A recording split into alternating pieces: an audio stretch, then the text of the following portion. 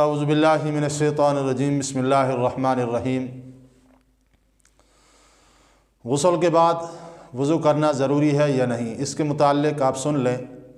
کہ وضو میں جن اعضاء کا دھویا جاتا ہے، اگر وہ اعضاء غسل کرتے وقت دھل جائیں تو غسل کے بعد وضو کرنے کی کوئی ضرورت نہیں ہے، کیونکہ وضو میں 4 چیزیں فرض ہیں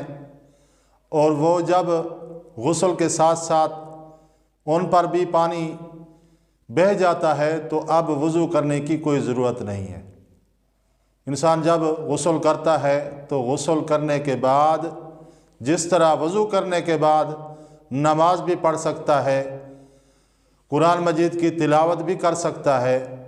ذکر اذکار تسبیحات وغیرہ بھی پڑھ سکتا ہے، تو اسی طرح غسل کرنے کے بعد بغیر وضو کیے اسی طرح عبادت کر سکتا ہے جس طرح وضو کرنے کے بعد عبادت کر سکتا ہے۔